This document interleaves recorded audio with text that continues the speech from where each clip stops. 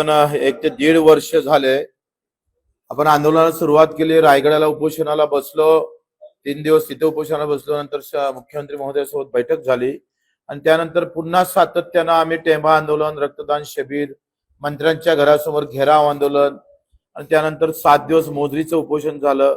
पदयात्रा 600-500 किलोमीटर आपण पदयात्रा फिरलो, पायी फिरलो आणि मग नागपूरच्या मोर्चानंतर आपल्याला 30 जून ही तारीख दिल्या गेली होती.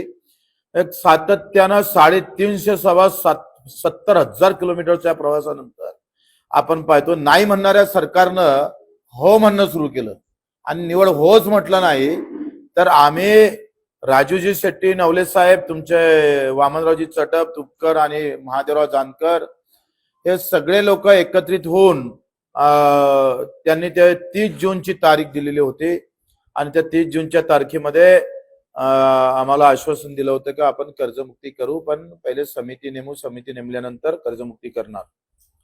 खरं तर हा सगळ्या शेतकऱ्यांच्या कार्यकर्त्याच्या लढ्यामुळे ते शक्य झालं. 2029 ला कदाचित ते कर्जमाफी न भेटणारी आम्ही ते मिळवून दिली लोकांना, शेतकऱ्यांना. आणि अशा अवस्थेत हे कर्जमाफी जाहीर केल्यानंतर काही चर्चा समाज माध्यमातून, मीडियातून आम्हाला पाहायला भेटल्या. त्यातल्या काही त्रुट्या निश्चित आहे. मी पहिले तर देवाभाऊच, खास करून एकनाथजी शिंदे साहेबांचं, अजितदादा जरी नसले पण त्यांचं पण आभार ऋण व्यक्त करतो आणि त्यांना धन्यवाद पण देतो.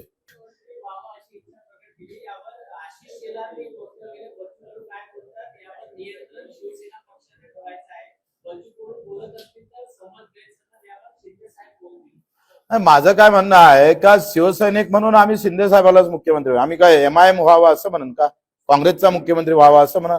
हमारे दिल में, मन में, पूरे रग रग में शिवसेना है और शिवसेना का मुख्यमंत्री बनाना है.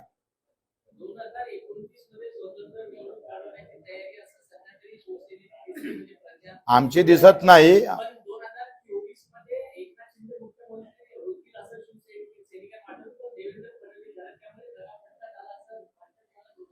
आता मी आता आलो त्याच्यावर बोलणार नाही. इथून मी समोर बोलत जाईल. मागचं काय बोलू आता?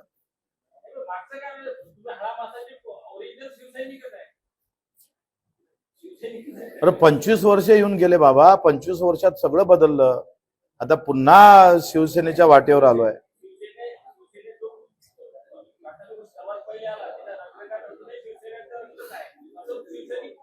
हा आहे ना, मग नाही कोण म्हटलं? हा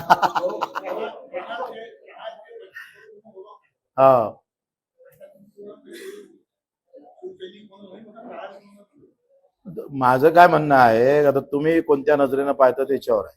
हा शिवसेना म्हणून पाहिन, तुम्ही प्रहार मधून पाहिन, हे शेतकरी म्हणून पाहिन, दुसरा मजूर म्हणून, कोणी दिव्यांगाचा भिडू म्हणून पाहिन. आता काय सगळ्याच्या कानात जाऊन सांगू काय हे म्हणून पाय म्हणून?